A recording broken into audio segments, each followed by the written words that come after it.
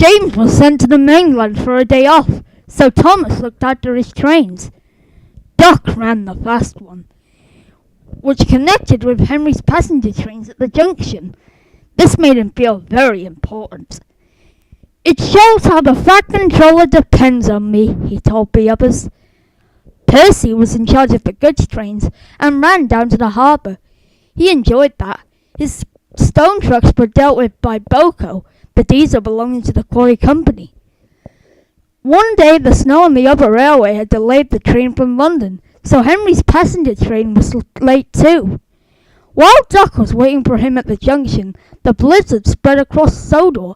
Huge white flakes whirled all around, and his driver was worried. Duck wasn't. "What fun," he said to himself. "The other engines don't like snow, but I think it's pretty.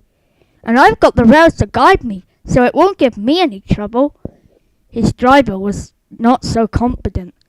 "Duck hasn't got the weight that the other engines have," his driver told the guard. "He can't push his way through, and we all know how Thomas got stuck, don't we?" "He's told us so often enough," laughed the guard. At last Henry arrived, complaining about engines who were frightened of a bit of snow. "It's no problem," boasted Duck. "A few flimsy flakes can't stop me." "Quite right," approved Henry. "Well done. But I'm late. I haven't time to gossip." He puffed importantly away. Duck started confidently, but as they turned towards the valley, the sky darkened, and then was completely blotted out by whirling snowflakes. "Ugh!" exclaimed Duck as the wind blew them into his face. "I don't like this." "Neither do I," said his driver. "I can't see where we're going." They stopped at the next signal box, and Duck's driver went to talk to the signalman. He came back looking glum.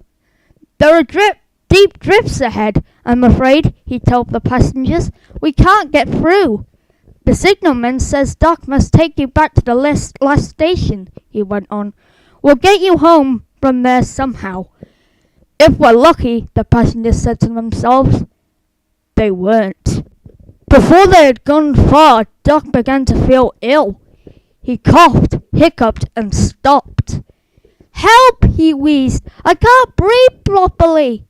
"The snow hasn't blocked your air intake, I expect," said his driver. He cleared it, but it was soon clogged again. Duck could go no further. He felt like bursting into tears.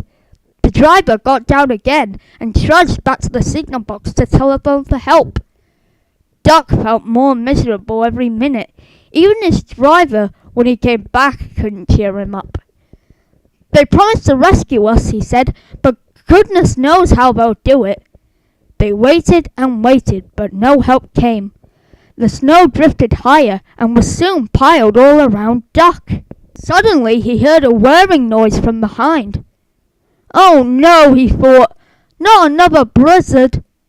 Duck was right. It wasn't another blizzard. It was Harold the helicopter. He dropped hot drinks for the passengers, and when they were feeling better, he lifted them, one by one, into himself with what Duck could only describe as a sort of chair thing. The passengers went to the airfield, where they were looked after until they could reach home. Harold couldn't help Duck. It was a cold, miserable week before Percy rescued him. "He doesn't think snow is so pretty now,"